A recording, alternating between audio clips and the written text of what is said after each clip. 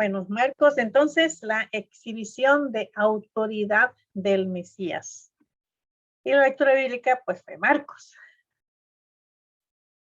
Marcos, junto con Mateo y Lucas, es uno de los evangelios que los estudiosos han llamado sinópticos, ¿no, Toño?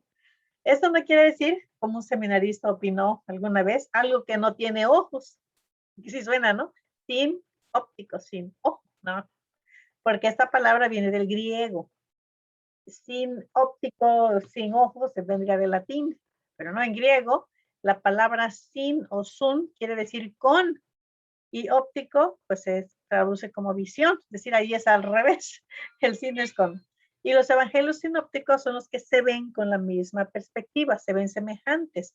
De hecho, surgió a partir de un investigador alemán que se le ocurrió poner en unas tablas a los evangelios, estos tres, y decía, miren, mira, aquí está algo semejante, aquí hay algo de diferencia, pero cuando uno los ve juntos así, como en columnas, vean, se ven al mismo tiempo. Entonces, por eso empezamos a llamar de los evangelios sinópticos, que se pueden ver como en barras paralelas, y se nota pues una gran similitud. Claro, no son copias nada más unas de otras. Y lo que sucede pues es que no se puede negar la semejanza de los primeros tres evangelios. Un alto porcentaje de los materiales es lo mismo en los tres. Ahora, el orden de relatar la información es básicamente igual. El punto de vista con que presentan a Cristo es casi idéntico. Muchas frases, palabras y hasta oraciones son repetidas en los tres. Por eso los estudiosos hablan de esos evangelios como los evangelios sinópticos, que se pueden poner en columnas y vamos a ver que se parecen mucho. En torno a esto, pues ahora ha surgido en el ambiente teológico lo que se llama el problema sinóptico. Realmente no es problema, pero así lo ponen, ¿no? Se trata de explicar la gran semejanza de esos tres evangelios y a la vez hacer notar, explicar algunas diferencias. Y uno se pregunta, bueno, a ver, si se copiaban el uno del otro, ¿por qué no copiaban todo y al pie de la letra? Y si no se copiaban, ¿cómo explica la exagerada semejanza? En los muchos años que fui profesora, bueno, soy todavía, ¿verdad? Pero que tenía yo alumnos y daba clases y recogía varios exámenes al mismo tiempo de varios grupos. Y yo notaba que había semejanzas. Ahora, pues sí, porque era el mismo examen y porque era la misma materia, porque era la misma maestra. Por supuesto que las respuestas de los alumnos eran semejantes, pero no exactamente iguales. Cada quien con sus propias palabras, pues decía las cosas, pero en contenido eran básicamente lo mismo. Y no podía yo decir que se habían copiado porque eran de grupos diferentes, habían hecho el examen en horas diferentes y a veces al mismo tiempo y entonces no había posibilidad, pero sí se parecían. Ahora, no es porque se estuvieran copiando uno el otro, sino porque están hablando del mismo tema, el tema que en un momento dado pues yo les había explicado o que ellos habían investigado. Y esto puede aplicarse también a este caso de los sinópticos. ¿Y por qué se parece? Porque están hablando de lo mismo, pero no son iguales. Pues no, porque son personas escribiendo acerca de lo mismo, pero de manera también distinta, con su propio vocabulario e incluso con su propia intención. Y un factor que además es importante en esta cuestión, ya más que llamarle el problema sinóptico, le podemos llamar la cuestión sinóptica, es que Mateo era discípulo de Jesús, vio con ojos de testigo ocular, válgame la redundancia, los acontecimientos que describe. Él estuvo allí, no se lo contaron, él lo vio. Lucas era un médico griego, amigo de Pablo, y recibió su información de otras personas. Él no estuvo allí, él no es hebreo, él no es judío, él no conoció personalmente al Señor como Mateo. Entonces, él sí tuvo que hacer su trabajo de periodista para hacer su crónica. Tuvo que buscar personas que, a ver, ¿y tú qué día? Y entonces ya copiar. Y entonces ya anotar. Y Marcos, hay una tradición muy fuerte que se dice que compuso el Evangelio sobre la base de la predicación de Pedro, que fue Pedro el que le contó, y entonces ya Marcos puso por escrito muchas de las cosas. Pero no se encuentra su nombre en ninguna de la lista de los discípulos. Entonces Marcos, aunque andaba por ahí, Marcos sí, vamos a ver más tarde quién era, sí había visto al Señor, incluso sí lo conoció, pero no era discípulo. No anduvo en los viajes por toda Galilea, así como sí lo hizo Mateo. Pero su fuente de información es Pedro. Lo que tenemos aquí pues son 3 recuentos, 3 crónicas. Uno que sí estuvo allí, que estuvo presente, otro que hizo un trabajo de investigación y otro que tuvo una fuente cercana, en este caso, Pedro. Entonces la respuesta pues puede ser como sigue. Dado nuestro concepto de inspiración, no hay ningún problema con respecto a la semejanza. El Espíritu Santo hizo a cada uno escribir los mismos datos de la misma manera, con las pequeñas diferencias de la personalidad de cada evangelista. Es decir, el Espíritu Santo y la idea de la inspiración no es algo mecánico, donde el que está escribiendo simplemente es como una computadora, como un robot que uno le graba el mensaje y lo repite, o le dicta, para esto se usa, ¿no? Se dicta el mensaje y el otro lo graba y lo repite igual. No, el Espíritu Santo se inspira, pero el que escribe pues como sabe escribir o como no sabe escribir, como sabe escribir. Pues cada uno pues reporta lo que quiere de acuerdo también a un punto de vista especial. Y además, pues cada uno reportaba lo que los conocedores, la gente, sabía profundamente. No es algo nuevo. Ellos hablaban a gente que conocieron al Señor. Y eso también es otro punto importante, porque vamos a ver que tiene, como que tiene que ver el tiempo, cuando fueron escritos también los evangelios. Hay algunos críticos que ponen unas fechas muy tardías, pero vamos a ver cómo esto no es posible.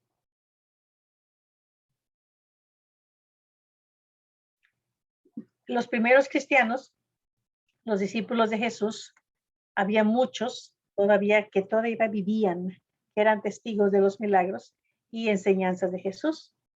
Entonces no era posible que hubiera mucha variación en el reportaje de los acontecimientos. La memoria de Jesús todavía estaba encapsulada en las palabras precisas. La gente sí se acordaba, la gente sí había memorizado los discursos. Recuerden que en aquellas épocas se practicaba mucho más el arte de memorizar. No había tantos recursos, como tenemos ahora, para considerar que alguien en cualquier momento pudiera tener un papel y una pluma. Entonces lo que hacían muchas veces era memorizar. Memorizaban los discursos, memorizaban las enseñanzas de los maestros. Por otro lado, cada uno de los evangelistas, por dirección del Espíritu Santo, escribió con un propósito diferente y para otro público. Y cada uno quería lograr algo específico con su propia gente. Notamos en la lección anterior que Mateo escribió para los judíos para mostrarles que su Mesías, su rey, vino para establecer su reino y que el reino del Mesías era ya una realidad. La intención de Mateo era demostrar esto para sus compatriotas judíos, para decirles, este es el Mesías, vean, este es el rey, aquí es el reino, ya es una realidad. Esta idea pues solamente era importante para los judíos, que los romanos, los griegos, pues no tenían esa tradición de buscar al Mesías y no esperaban ningún libertador. Los romanos eran los dueños del mundo en ese momento y los griegos pues estaban más o menos a gusto con los romanos porque finalmente pues habían hecho tratos y los griegos no habían sido tratados tan rudamente por los romanos, pero no tenían ninguna idea de que el Mesías, de que la promesa, absolutamente ellos, esos temas no les hubiesen llamado la atención para el judío, ¿sí? Y si es que, como se supone comúnmente, Marcos escribió para los romanos y Lucas para los griegos, pues se puede esperar que los temas y los estilos se adecuaran al público aludido.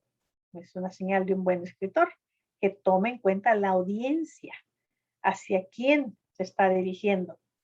Y muy atinadamente, entonces Marcos, escribiendo para un público, que en este caso es el público romano, y Lucas, para un público, que en este caso es el público griego, pues van a adoptar un estilo diferente de acuerdo al propósito. Aunque el tema es el mismo y se parece mucho con el Evangelio de Mateo. En el caso de Marcos se encuentra precisamente eso. Se emplean vocablos más usuales para los romanos, nombres de lugares, monedas, pero sobre todo unos conceptos que pues llamarían la atención de un pueblo militar. El pueblo romano se distinguía por eso, por su disciplina militar. Las legiones romanas tenían fama en todo cuando menos en todo lo que era el Mediterráneo, que los romanos llamaban el Mare Nostrum, o sea, nuestro mar, de que era toda lo que contribuyó pues toda esta parte de lo que era el Imperio Romano, pues para ellos lo controlaban con la famosa Pax Romana, es decir, con la espada en la mano, o se calman o se calman. Y es en ese contexto que notamos que el concepto principal del libro es el de exousia, en griego, quiere decir autoridad, potestad, poder. Es el derecho y capacidad de mandar. El concepto es notable en el libro de Marcos. Algunos textos, por ejemplo, están ahí al principio y vamos a ver que estos textos que están en Marcos, que siempre hablan de la autoridad de Jesús, pues es de lo que se trata. Y a veces, aunque ni siquiera se emplea la palabra autoridad, pero ahí está la idea constantemente. La vamos a encontrar en el libro de Marcos. Y cuando uno lo va leyendo, pues un romano que está leyendo eso, sí, claro, lo entiende porque él entiende de estas cosas, de esta capacidad de mandar, de organizar, de este derecho que se gana a pulso. El romano nadie le dio nada. Ellos fueron con las legiones y conquistaron y se impusieron. Era un pueblo así. Y sabemos que hay alguna relación entre la familia de Juan Marcos, el evangelista Marcos es Juan Marcos, y Pedro. Dice en el capítulo 12, el versículo 12 también de Hechos, que hay esa relación. Pedro también lo llama mi hijo Marcos. Entonces es probable que la tradición pues tenga razón. Marcos hizo su evangelio sobre la base de los conocimientos de Pedro.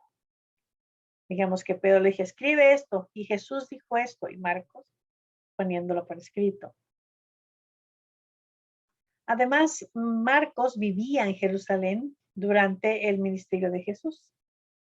Y hay una escena que todos recordamos cuando Jesús es apresado y dice que un joven, no da el nombre, salió, era noche, ¿no? Estaba quizá acostado, escuchó el ruido, salió, iba envuelto con una sábana y dice cuando de pronto vio que esto iba en serio, que Jesús estaba siendo apresado, pues quizá intentaron atraparlo él también y él corrió y dice sin la sábana. Ahora, no sabemos quién era, pero parece ser que probablemente haya sido el mismo Marcos, que no estaba lejos de los acontecimientos y que pues su punto de vista personal, junto con sus dotes, experiencias, lucieron un testigo privilegiado. Existe, les decía yo, la posibilidad de que este chico, este joven, haya sido el mismo Marcos, que se llamaba Juan. Sí tenían los judíos, bueno, los pueblos ahí, darles a veces dos nombres, un nombre que era el nombre judío, el nombre que se usaba en la casa, y el otro que se usaba en la calle, que es en este caso pues Marcos, un nombre romano muy, muy común. Dice el libro de los Hechos que era hijo de María, una mujer de Jerusalén. Probablemente ha sido el joven que estuvo pues ahí en el jardín de Getsemaní durante la arresto de Jesús, y probablemente también algunos piensan que esa María, la mujer de Jerusalén, pues fue la casa donde Jesús hizo la última cena, probablemente. Entonces no más sabemos de él que se llamaba así, que pues probablemente haya sido el muchacho ese, y que se llama Marcos a veces Juan y a veces Juan Marcos. era sobrino de Bernabé, uno de los creyentes que se llamaba Bernabé, y se encuentra en el libro de los Hechos que fue con él y con Pablo en el primer viaje misionero. Entonces parece ser que pues era un chico que estaba muy activo allí, que era muy conocido también, y cuando fue el primer viaje misionero, pues se fue con ellos. Pero luego no sabemos exactamente qué pasó. Unos dicen que quizá extrañaba a su mamá, no sabemos. El caso es que dijo, creo que esto no es para mí, y en Perga de Panfilia los dejó. Se regresó a Jerusalén. En el segundo viaje misionero, Bernabé, su tío, pues le dijo a Pablo que llevaran a Marcos con ellos, y Pablo dijo que no. Parece ser que pues Bernabé era más amable, más condescendiente, y Pablo era quizá más exigente, dijo no. Nos dejó en Panfilia, no, no nos voy a dejar otra vez, lo lamento, pero no. Bueno, entonces esto dio pie a que, pues, no que se pelearan, pero sí dijeran, no, pues, si no va Marcos, yo no voy, y si va Marcos, yo no voy. Y lo que ocurrió aquí fue que en lugar entonces de tener una pareja misionera, pues en la gracia de Dios ahora ya teníamos dos parejas, porque Bernabé dijo, no, pues yo me llevo a Marcos, no creo que me vuelva a abandonar, y si me abandonan, no importa, yo me lo llevo. Y se fueron a Chipre. Y Pablo tomó a otra persona, Silas, y también se fueron a predicar. Pues como decía, esto salió en cierta forma bien, porque ahora en lugar de tener una pareja para predicar el evangelio, pues ahora teníamos dos. Entonces Marcos continuó pues colaborando. Para más tarde, sabemos por las cartas de Pablo a Colosenses, a Filemón y a la segunda de Timoteo, que hubo una reconciliación en el caso de Marcos, es decir, una reivindicación, porque apoyó a Pablo en su ministerio. Ya Pablo les dice a la iglesia de Colosas, ay, si llega a ir Marcos por allá, pues recíbanlo.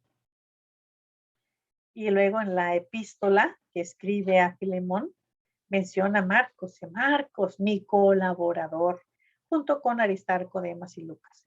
Pues parece que Marcos sí apoyó mucho a Pablo en su ministerio, e incluso en la segunda carta que Pablo escribe a Timoteo le dice que le visite y traiga consigo a Marcos, porque dice, me es útil para el ministerio. El muchacho pues creció, maduró, y ahora sí era muy apoyador para Pablo. Pero esto ocurrió así. Para estudiar el Evangelio de Marcos, lo vamos a dividir en 4 partes, todas relacionadas con el concepto de autoridad. En la primera parte vemos el origen de esta autoridad, y esa comprende en el capítulo 1, del 1 al 13. La segunda parte es la autoridad declarada. Vamos a ver qué son los capítulos del 1 al 14, al 3:35. En la tercera, la autoridad ejecutada, que ya es el capítulo 4 hasta el 10. Es lo más importante ahí. Y en la última parte, pues la autoridad merecida. ¿Qué ocurrió para que esa autoridad el Señor dijera, la tengo?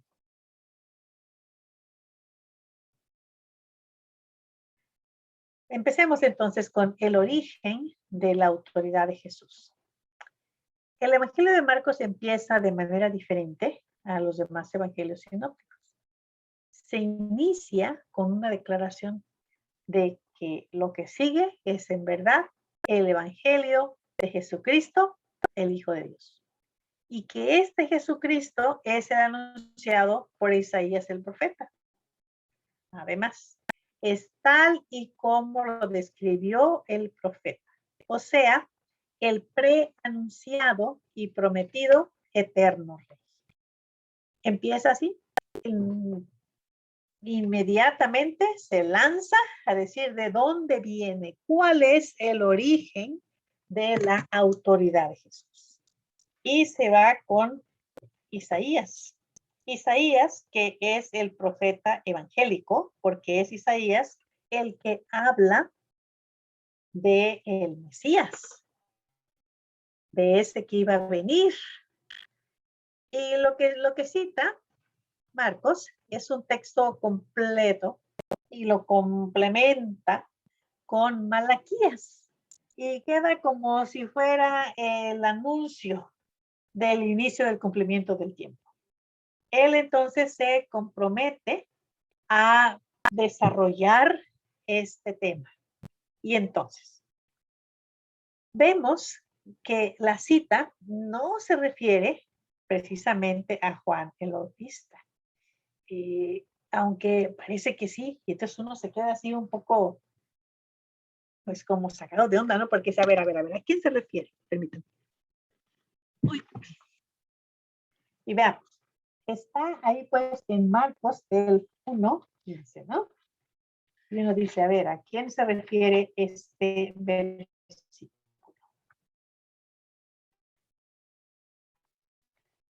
Entonces tenemos Marcos 1 y el versículo 15.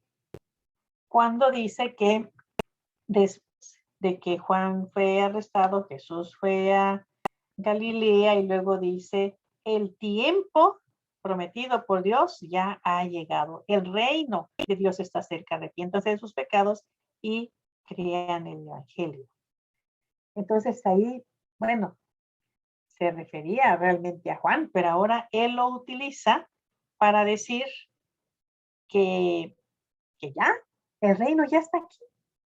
Entonces Juan vino profetizando, diciendo va a venir y ya está.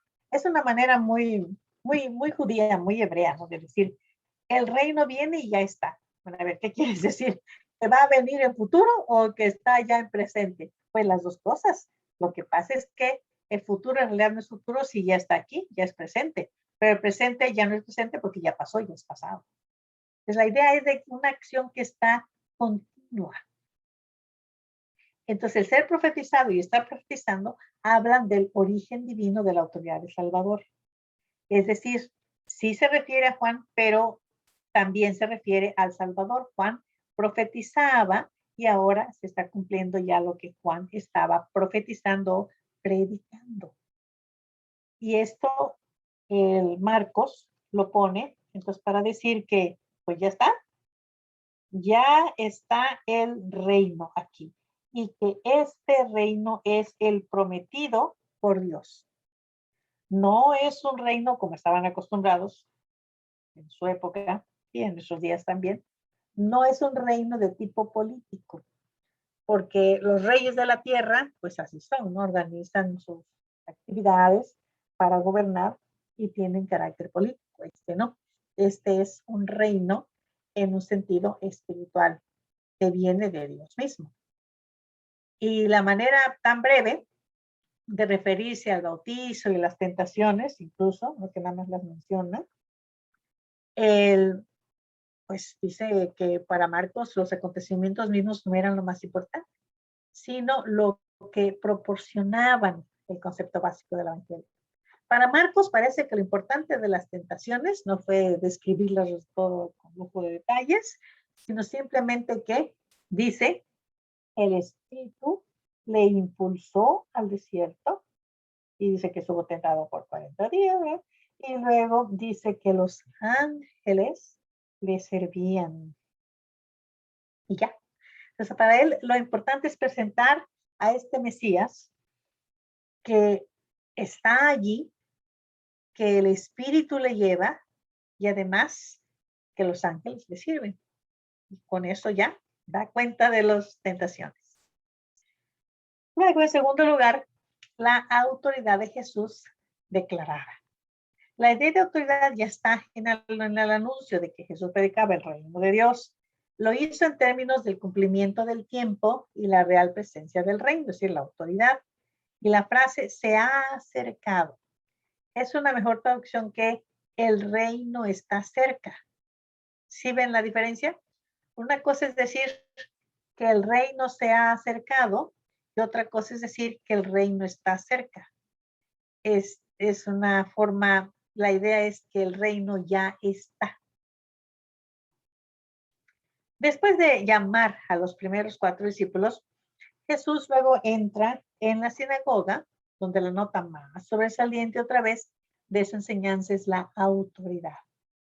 Muestra su autoridad dando órdenes al endemoniado y esto causa nuevos comentarios sobre su autoridad. Hay otros milagros que Marcos relata en el mismo contexto que reafirman la idea de autoridad. Y luego Jesús hace un milagro con el propósito específico declarado de mostrar esa autoridad. Y tenemos este milagro en el capítulo 2, el versículo 10. El famoso, ¿no? Cuadro de cuando Jesús sana al paralítico. Y cuando le dice que sus pecados son perdonados y los que le escuchan los maestros de la ley, saber qué le pasa a este, cómo se le ocurre. Y Jesús, que sabía lo que estaban pensando, dice, a ver, ¿qué es más fácil? Decirle a un hombre que está paralítico, un hombre que no se puede mover, ¿qué es más fácil decir? Toma tu lecho y anda, o tus pecados son perdonados. Bueno, eso de perdonar los pecados, pues cualquier pudiera decirlo, ¿no? Palabras son palabras. Pero decirle, a ver, levántate y anda, eso está más complicado, ¿no? Diríamos nosotros. ¿Sí? Bueno, para que sepan, para que vean, para probar y demostrar a ustedes que el Hijo del Hombre tiene la autoridad para perdonar pecados, vamos, toma tu lecho y anda. Y lo hizo. El hombre saltó, agarró pues, llevaba allí su colchoneta y caminó delante de los que le veían.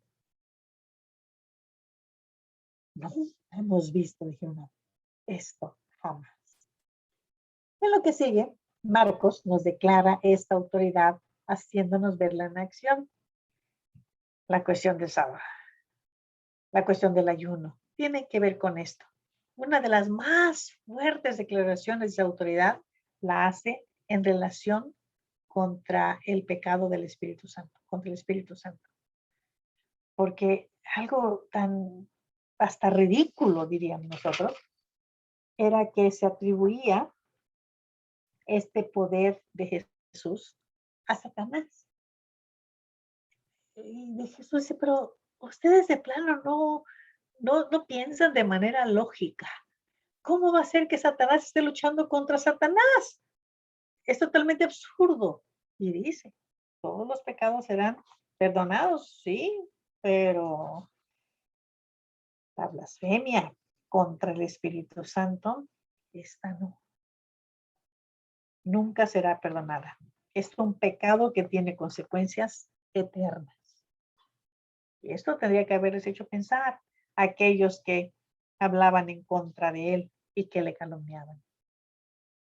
La más bella enseñanza del principio de autoridad se encuentra en el capítulo 4, donde Jesús interpreta y da a conocer la parábola que comúnmente conocemos como la parábola del sembrador.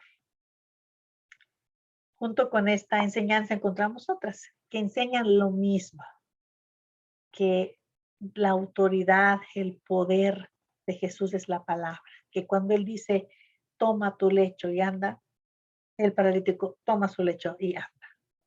Que cuando Él siembra la palabra y la palabra cae en un terreno bueno, que no esté con rocas, que no tenga espinas, que realmente salga bien, se produce fruto. Y termina esta parte con un milagro que muestra la autoridad de Jesús sobre la naturaleza. Los discípulos se preguntan, ¿no? Cuando Él calma la tempestad, ¿quién es este que tiene autoridad sobre el viento y el mar? Dice, hasta los vientos y las olas le obedecen. Y pues, sí, si Él es el Señor del universo, pues claro que el mar y las olas le van a obedecer. Y estos temas de los milagros de Jesús demuestran pues que Él es el Mesías, que Él es el Hijo de Dios, que Él tiene la autoridad para curar, la autoridad incluso sobre la creación. Acuérdense que nosotros en términos bíblicos, en términos judío-cristianos. No debemos hablar tanto de la naturaleza, es un concepto greco-romano, de la física en griego y la natura en los romanos, en latín. Nosotros hablamos de la creación. Pues si la creación es de su padre, pues claro que el hijo tiene autoridad sobre la creación. Y si le dice al mar que se calle, el mar se calle. Y si le dice al viento que pare, el viento para. Luego tenemos la parte tercera, que es la autoridad de Jesús ejecutada o ejercitada. Esta es la división más larga del libro. Corresponde a lo que llamamos, ¿se acuerdan? La propaganda, la publicidad o publicación del reino. Y aquí vemos comisionados los apóstoles. Y a ellos también Jesús les da autoridad. Por el que delega la autoridad lo hace porque la tiene. Y en todo vemos la operación de esta autoridad, repartiendo beneficios a los miembros del reino. Jesús mismo, pues, entonces enseña que Él está capacitado, que Él puede dar esa autoridad también a sus apóstoles. Cuando ellos iban, entonces hablaban en nombre de. Y esto era importante porque pues ellos no tenían la profesión de ser rabinos. Jesús sí era rabino, él sí había estudiado, él sí tenía su certificado. Los apóstoles no. No que fueran ignorantes, no, todos ellos sabían leer y escribir, porque como todo buen judío tenían que saber leer y escribir en hebreo y analizar y estudiar la escritura, pero se habían dedicado pues a ser, bueno, Mateo, ¿no? Se había dedicado a ser cobrador de impuestos, el otro era pescador, el otro era, no sé, de algunos se dice que eran, pero ninguno de ellos tenía realmente la formación de rabino. El que sí va a tener una formación y mucho más especializada va a ser San Pablo. Pero los apóstoles que tiene aquí Jesús, no, al menos no se dice que hayan tenido esa formación. Entonces, cuando ellos iban y predicaban y anunciaban el evangelio, tenían que decir, venimos en nombre de, y daban el nombre de Jesús. Y nuestro mensaje viene de parte de, y daban el nombre de Jesús. Pues la autoridad sigue siendo de Jesús. Y los apóstoles entonces podían hablar, pero siempre en nombre de, no por su propia autoridad, que además pues no la tenían. Pero es Jesús entonces el que les da esa capacidad, es el que les da la posibilidad de ir y predicar un mensaje que no es original de ellos.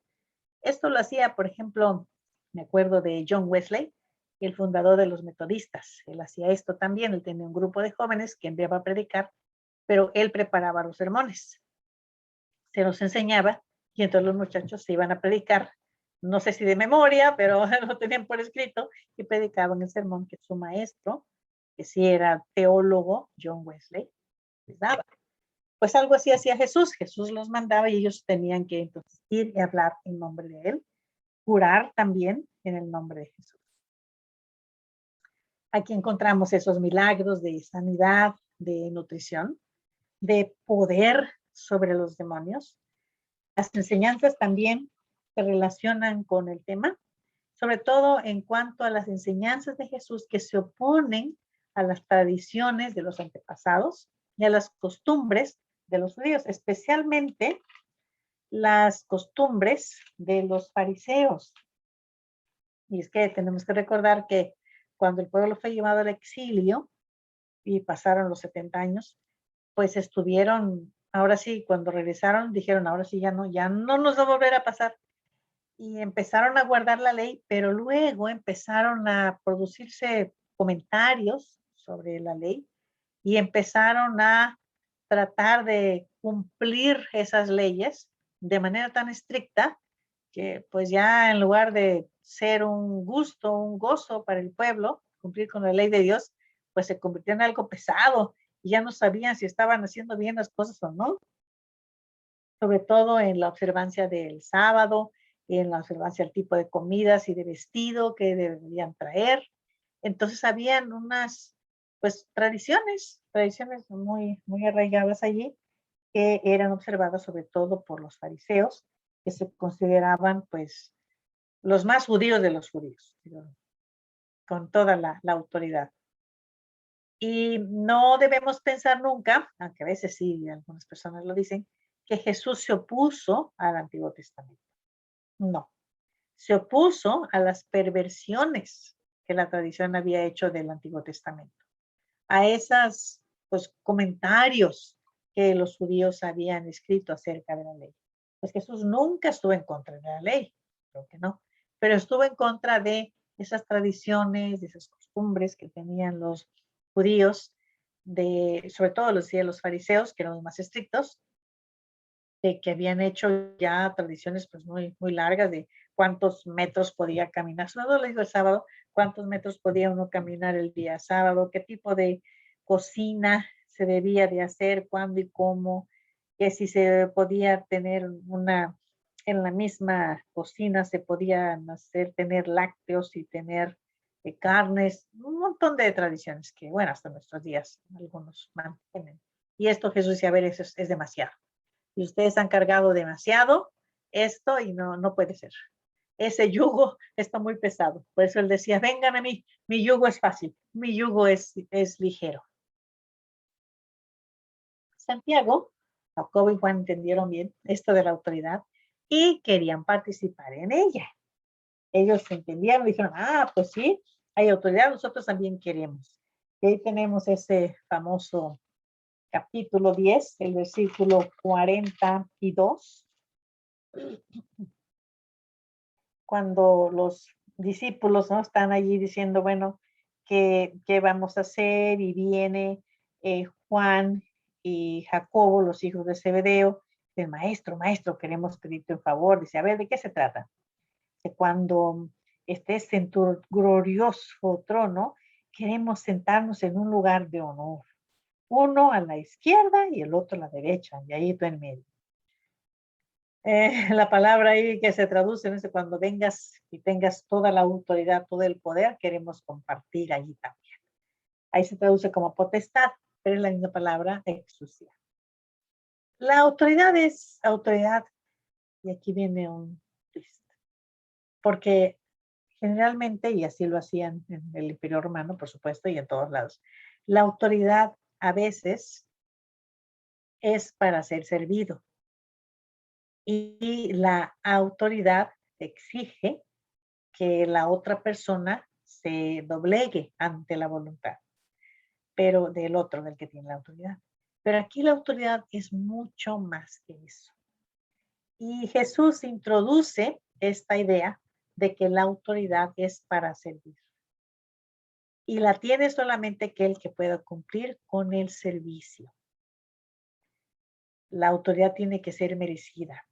Y esta idea nos lleva a la última división del libro.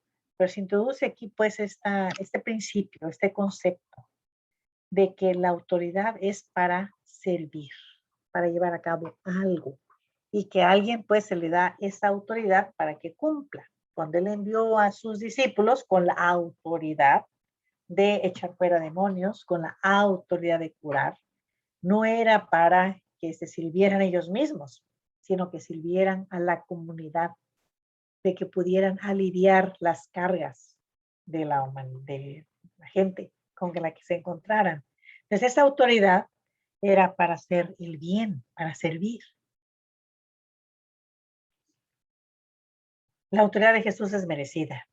Esta división del libro de Marcos corresponde a la parte del evangelio que llamamos la pasión. Recordamos que la palabra pasión quiere decir sufrimiento, viene del patos, la patología, el sufrimiento, la enfermedad. Solo que es notablemente más corta en Marcos. Marcos nada más le pone 5 capítulos contra los 12 de Mateo. La información es en cantidad mucho más reducida también en Marcos, pero la historia es la misma. Y en los detalles observamos que realmente no hay ninguna contradicción. Básicamente es lo mismo.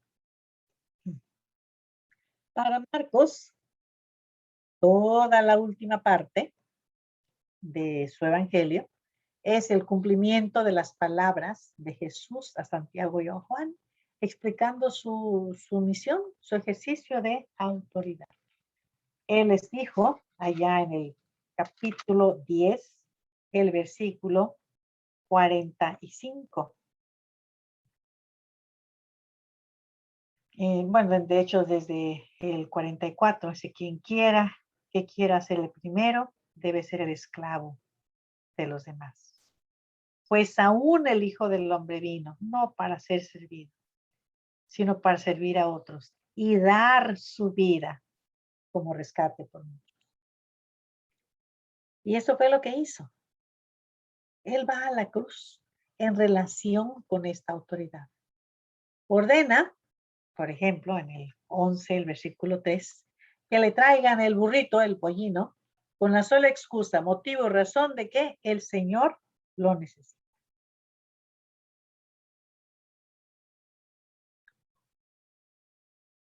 Purifica el templo, llamándola mi casa, mi casa, mi casa. Será llamada casa de oración. Y aquí, ¿quién va a poder orar? Y además el atrio, que fue lo que limpió, era donde iban a ir los gentiles, los no judíos, para orar. Pero en el ambiente en que estaba convertido en un mercado, pues obviamente no era propicio para orar, para buscar la presencia de Dios. Maldice la higuera y también habla de su autoridad. Enseña sobre el tributo, causa problemas, causa disturbios y escándalos entre las gentes, divisiones entre los grupos.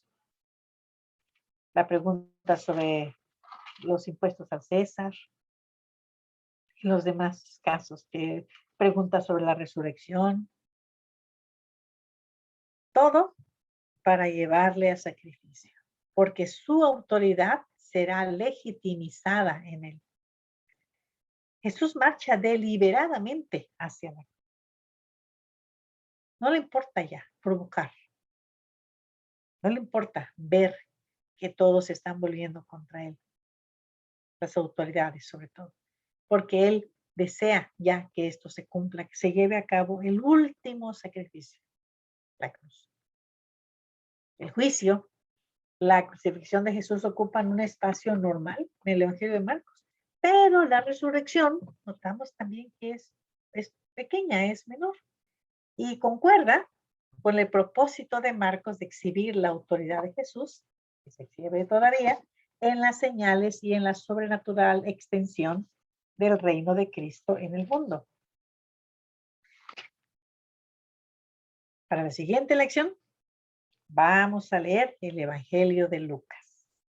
Y vamos a ver cómo, pues en efecto, algunas de las instancias que Marcos y Mateo registran están en Lucas, pero Lucas también va a darnos nueva información de acuerdo a sus fuentes, de acuerdo a las personas con las que él tuvo contacto, no solamente Pablo, sino también otros, porque él se iba con Pablo a Jerusalén y allá hacía también buscaba personas que le hablaran, que le dijeran lo que había pasado y él apuntaba y luego ya compuso su evangelio. Les vamos a ver entonces las semejanzas, que son muchas, también las diferencias, todas de acuerdo a el propósito.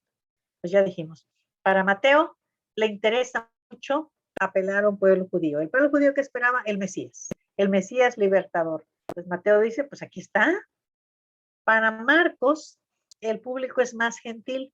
Por supuesto, también hay que poner que Jesús es el Mesías, pero más bien le dicen, miren, esta persona es un rey porque tiene autoridad, una autoridad merecida, pero no la autoridad como la acostumbran ver ustedes, de romanos, no es como la autoridad de César, que es una autoridad arbitraria, despótica, con derecho de vida y muerte, y que se sirve además de los ciudadanos y de los no ciudadanos.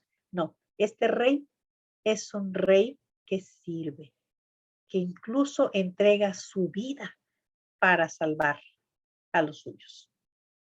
Concepto de autoridad muy fuera de lo común, pero es el que presenta Marcos. Pues para la próxima semana, ya dijimos, el Evangelio de Lucas. Pues para disfrutar ese Evangelio también. Y no se preocupen, como marido, a ver, aquí se contradice. Disfruten el Evangelio, léanlo y lo comentaremos el próximo sábado.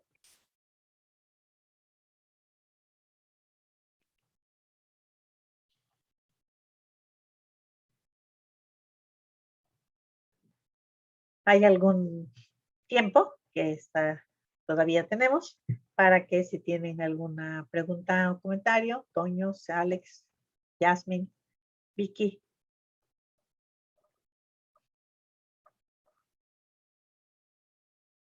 ¿Qué dicen?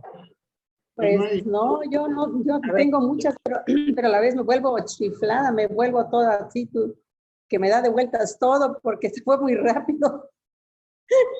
Tengo que volver a leer y volver a tener el audio porque, sí, como dicen aquellos, no estoy acostumbrada a tanto. Ah, ¿en serio? En serio, maestra. Bueno, pues ahí está el audio. Sí, Sí, las ideas son básicas, ¿no? Digamos, no están. Sí, claro, por supuesto. Pero sí, tienes razón, estas cosas hay que irlas recordando poco a poco. Así es, gracias, maestra. Jasmine. Pues lo único que, buenas tardes, lo único que puedo decir es que qué bonita estuvo su enseñanza, hermana. No, había cosas que yo no sabía, que no entendía bien, pero ahorita ya me quedó más claro. Como eso de el enfoque de cada evangelio, el enfoque de Mateo y el enfoque de Marcos. Yo eso no lo sabía. No, o sea, no lo sabía así bueno, sabía que Mateo le hablaba a los judíos, pero no había visto que Marcos estaba refiriendo más a los gentiles, ¿no? Pero es una manera diferente, no diferente, sino una manera más real de estudiar los evangelios. Y más en estos tiempos, ¿verdad? Que necesitamos más entender la palabra de Dios. En esos tiempos difíciles que uno necesita arraigar más la fe, entender más para tener más paz en nuestro corazón, ¿verdad? Gracias, hermanas. Muy, muy bonita y muy bien explicada. Lo entiendo muy bien. Muy bien, Yasmin. Toño.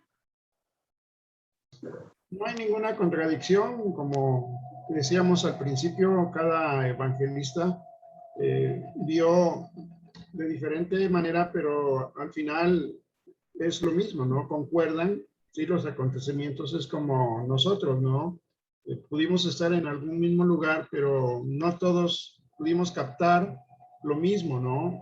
Pero juntando se une la idea, ¿no? El acontecimiento, el hecho, ¿sí? Todo va a coincidir, claro, con los datos precisos que cada evangelista, en este caso Mateo, Marcos y próximamente Lucas, ¿no? Entonces, hay una semejanza, ¿no? Como se decía al principio, no es que no tuvieran ojo, sino que tuvieron buen ojo para dejar plasmado en la escritura lo que realmente sucedió, ¿no? Cada quien iba sobresaliendo, sí, lo esencial para cada escritor, ¿no?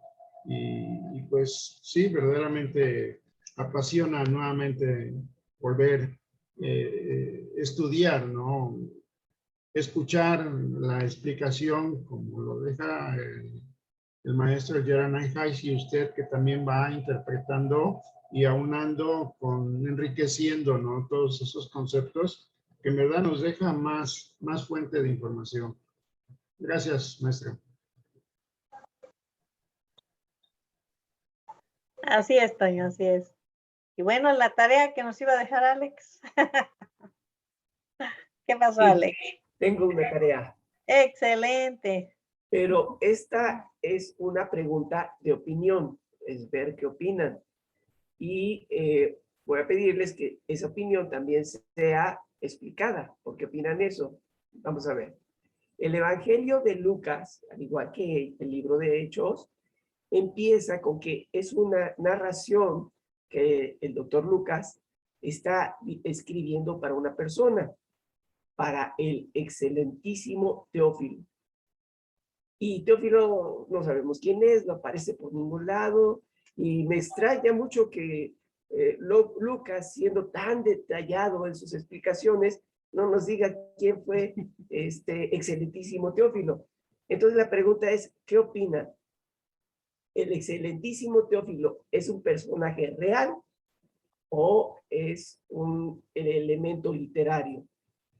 el maestro en su libro da una pista, pero tampoco responde a esta pregunta. Entonces, esa es la tarea. ¿Qué opinan?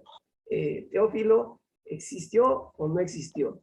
Y si existió, ¿por qué opinan eso? Y si no, ¿por qué opinan eso? Ay, qué bárbaro. Te pintas solo. Hay Te momentos pintas para los dos, solo. Hay un Ya nos momento pusiste para- a pensar. Ya nos pusiste a pensar, hermano. Pero además de pensar, hay que aclarar por qué. lo Claro. Bueno, haremos cola entonces para dar la interpretación. pensé. Sí. Sí, Ok. Bueno, pues ya tenemos tarea entonces. para que nos animemos más a leer el libro. Tenemos que ir al túnel del tiempo. Sí, y vamos a ver cómo hay pues argumentos para a favor y en contra, ¿eh? ¿Quién era? Teófilo. Ujú.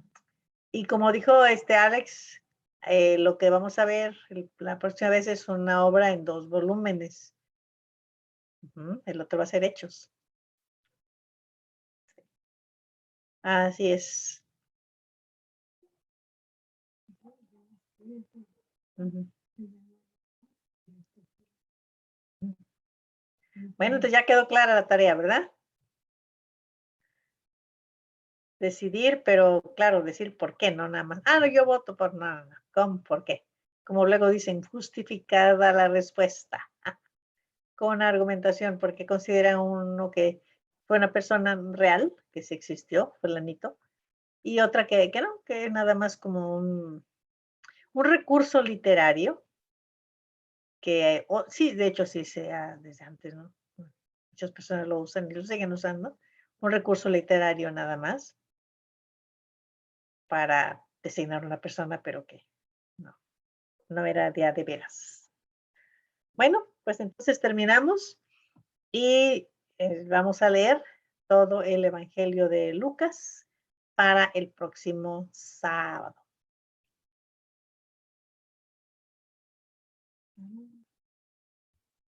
Muchas gracias, Araí. Adiós, adiós. Gracias, Buenas tardes a todos. Vicky. Hasta Nos luego. vemos. Adiós.